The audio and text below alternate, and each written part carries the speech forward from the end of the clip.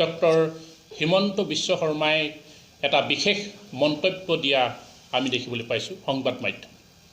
আৰু এই মন্তব্যটো হৈছে যে আগন্তুক যি নিৰ্বাচন আহি আছে 2026 বিধানসভা, তাৰ আগে আগে 6 জনগোষ্ঠী জনজাতিকৰণ নহয় বুলি তেওঁ কৈছে। আৰু কৈছে 6 জনগোষ্ঠীয়ে মাত্ৰ এটা সিদ্ধান্তহে বিচাৰিছিল, ইয়াৰ কিন্তু যি 6 জনগোষ্ঠী জনজাতিকৰণৰ ক্ষেত্ৰত যি বিধানসভা বা লোকসভা যিখন পাছ হ'ব লাগে তেওঁলোকে বিচৰা নাই।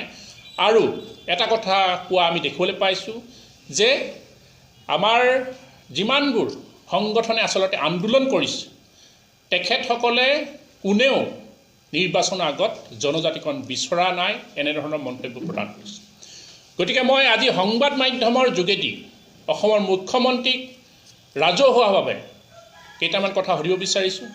আৰু তেওঁ যিসকল দল সংগঠনে তেওঁক কৈছে যে এই 26 নিৰ্বাচনৰ আগত তেওঁলোকে জনজাতিকৰণ নাই কৰা বুলি, গতিকে সেই দল সংগঠন আৰু যিসকল নেতাই তেওঁৰ লগত কথা পাতিছে সেই নেতাসকলৰ কথা ৰাজহুৱা কৰিবলৈ আমি টাইপাৰ কেন্দ্ৰীয় সমিতিৰ পৰা আহ্বান জনাইছোঁ। আৰু দ্বিতীয় কথাটো হ'ল বিগত সময়ত যি আন্দোলন হৈ গৈছে, বিশাল বিশাল গণসমাৱেশ, জোৰ সমদলৰ যি কাৰ্যসূচী হৈছিল, এই কাৰ্যসূচীত আমি দল সংগঠনে মাত্ৰ নেতৃত্ব লৈছিলোঁ। গোটেই আন্দোলনটো ৰাইজৰ আন্দোলন আছে। আৰু এই আন্দোলনত যদি ক'ৰবাত যদি 10,000 মানুহ গোট খাইছে, তাৰে 500 মানুহে সেই সংগঠনটো যিটো সংগঠন নেতৃত্ব লৈছে তেওঁৰ 500 হয়তো সংগ্ৰামী সতীৰ্থ আছে, বাকী 9,500 কিন্তু ৰাইজ আছে। গতিকে এই আন্দোলনটো ৰাইজৰ আন্দোলন আছিল, আমি মাথো এই আন্দোলনটো নেতৃত্ব লৈ আগবঢ়াই লৈ গৈছোঁ। গতিকে আহোম জনগোষ্ঠীৰ প্ৰত্যেকজন ব্যক্তিৰ এটাই মাথো দাবী, অতি শীঘ্ৰে 2026 চনৰ নিৰ্বাচনৰ আগে আগে 6 জনগোষ্ঠীৰ জনজাতিকৰণ তথা আমাৰ টাই আহোমসকলে যি জনজাতিকৰণ বিচাৰিছোঁ, এই জনজাতিকৰণ অসমৰ প্ৰতিজন টাই আহোমৰ ৰাইজে বিচাৰিছে। এই কথা আমাৰ খুব স্পষ্ট কথা। ইয়াক কোনোবা যিসকল দল সংগঠনৰ নেতাই যিসকলে ৰাইজক ঠগি দালালি কৰিছে, এইসকলক আমি আজি সাৱধান বাণী শুনাইছোঁ আমাৰ কেন্দ্ৰীয় সমিতি সংবাদ মাধ্যমৰ পৰা।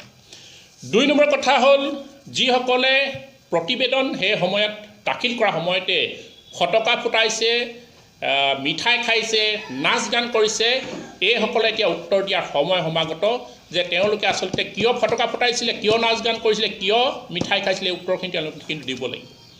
যদি মুখ্যমন্ত্ৰীয়ে কৈছে 6 জনগোষ্ঠীৰ জনজাতিকৰণ নিৰ্বাচনৰ আগতে নহয়ে, তেতিয়াহ'লে কিয় তেওঁলোকে ফটকা আৰু মিঠাই খাইছিলে, এই কথাখিনি ৰাইজৰ আগত উত্তৰ দিয়াটো আমি দাবী জনাইছোঁ। আৰু 3 নম্বৰ কথাটো হৈছে যি চিচিটোৱাৰ নেতৃত্ব লৈ আছে আদিত্য খাটলাৰী।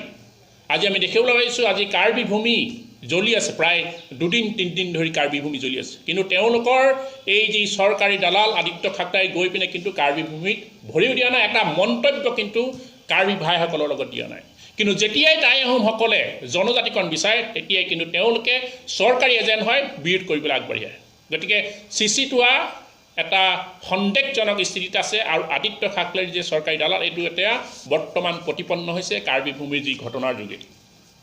আৰু ইতিমধ্যে আমি মুখ্যমন্ত্ৰীক কৈছোঁ যে তেওঁলোকে মহিলা উদ্যমিতা আঁচনিৰ যোগেদি যে হাজাৰ হাজাৰ মহিলাক যে 10,000 টকা দিছে, যদি মুখ্যমন্ত্ৰীয়ে যদি অহংকাৰত যদি ভুগি আছে যে এই সকলো মহিলাই মোক ভোট দিব, তেতিয়াহ'লে তেওঁ এখন মূৰ্খৰ আচলতে স্বৰ্গত বাস কৰিছে বুলি আমি ক'ব বিচাৰিছোঁ। গতিকে এই যি জনগোষ্ঠী, এই জনগোষ্ঠীয়ে কিন্তু 6 জনগোষ্ঠী যি প্ৰতাৰণা কৰিছে, এই প্ৰতাৰণা কিন্তু সহ্য নকৰে। বিগত 16 চনত তেওঁলোকে প্ৰতাৰণা কৰিছে, 21 চনত প্ৰতাৰণা কৰিছে, এতিয়া যদি 26 চনত যদি প্ৰতাৰণা কৰে তেতিয়াহ'লে আহোম জনগোষ্ঠীৰ কিন্তু লাখ লাখ জনসাধাৰণে ইয়াৰ প্ৰত্যুত্তৰ দিব। আৰু আগন্তুক দিনত আমি দুটা কথাই কৈছোঁ যে উজনি অসমৰ 43টা সমষ্টিৰ ভিতৰত যি 25টা সমষ্টি আছে, যি আহোম অধিকৃত অঞ্চল আছে, এই আহোম অধিকৃত অঞ্চলত কিন্তু বিজেপিক আমি পৰাভূত কৰিম, আজি আমাৰ তৰফৰ পৰা স্পষ্ট কৰি দিলোঁ। 2 নম্বৰ কথাটো হ'ল আগন্তুক দিনত সৰ্বাত্মক আন্দোলন ৰূপ পুনৰ আৰম্ভ হ'ব অসমত। অৰ্থনৈতিক অৱৰোধ, জংগী আন্দোলনৰ দৰে আৰম্ভ হ'ব। তাৰ লগতে যিমানবোৰ আচলতে কেন্দ্ৰীয় নেতৃত্ব আহিব, প্ৰধানমন্ত্ৰীৰ পৰা আৰম্ভ গৃহমন্ত্ৰীৰ পৰা তেওঁলোকক কিন্তু বিৰোধ কৰা হ'ব। আগন্তুক 29 তাৰিখে গৃহমন্ত্ৰী অমিত শ্বাহ আহি আছে, গৃহমন্ত্ৰী অমিত শ্বাহ কিন্তু টাইপাৰ তৰফৰ পৰা তেওঁক বিৰোধ কৰা হ'ব আৰু তেওঁলোকৰ অহাৰ কাৰণে প্ৰতিবাদ কৰা হ'ব। গতিকে আমি পুনৰবাৰ কওঁ যে মুখ্যমন্ত্ৰীয়ে যি প্ৰতিশ্ৰুতি দিছিলে প্ৰথমখন নিৰ্বাচনৰ জিকাৰ পাছতে, প্ৰথম যি সংবাদমেল দিছিলে, তেওঁ কৈছিলে যে মোৰ কাৰ্যকালতেই এই 6 জনগোষ্ঠী গোটেই ব্যৱস্থাটো তেওঁ সমাধান কৰিব বুলি এতিয়া তেওঁ শেষ মুহূৰ্তত আজি জনাইছে ডিচেম্বৰ মাহত যে মোৰ কাৰ্যকালত এয়া সমাধান নহয়। গতিকে এই মিথ্যাচাৰ আমি সহ্য নকৰোঁ। এনেধৰণৰ প্ৰত্যেকবাৰেই যি ললিপপ বিজেপি চৰকাৰে দিছে তাৰ কাৰণে বিজেপিক আমি সাৱধানবাণী শুনাইছোঁ আৰু পুনৰবাৰ কৈছোঁ আগন্তুক ২৬ৰ নিৰ্বাচনত তেওঁলোকে পৰাজিত হ'বলৈ সাজু হৈ থাকক যদিহে ২৬ৰ আগত তেওঁলোকে 6 জনগোষ্ঠী জনজাতিকৰণ তথা টাই আহোমসকলৰ জনজাতিকৰণ প্ৰদান কৰে। ধন্যবাদ। মুখ্যমন্ত্ৰী ডক্টৰ হিমন্ত বিশ্ব শৰ্মাই এটা বিশেষ মন্তব্য দিয়া আমি দেখিবলৈ পাইছোঁ সংবাদ মাধ্যম। আৰু এই মন্তব্যটো হৈছে যে আগন্তুক যি নিৰ্বাচন আহি আছে ২০২৬ৰ বিধানসভা তাৰ আগে আগে 6 জনগোষ্ঠী জনজাতিকৰণ নহয় বুলি তেওঁ কৈছে আৰু কৈছে 6 জনগোষ্ঠীয়ে মাত্ৰ এটা সিদ্ধান্তহে বিচাৰিছিল। ইয়াৰ কিন্তু যি 6 জনগোষ্ঠী জনজাতিকৰণৰ ক্ষেত্ৰত যি বিধানসভা বা লোকসভা যিখন পাছ হ'ব লাগে বুলি তেওঁলোকে বিচৰা নাই। আৰু এটা কথা কোৱা আমি দেখিবলৈ পাইছোঁ যে আমাৰ যিমানবোৰ সংগঠনে আচলতে আন্দোলন কৰিছে তেখেতসকলে কোনেও নিৰ্বাচনৰ আগত জনজাতিকৰণ বিচৰা নাই এনেধৰণৰ মন্তব্য প্ৰদান কৰিছে।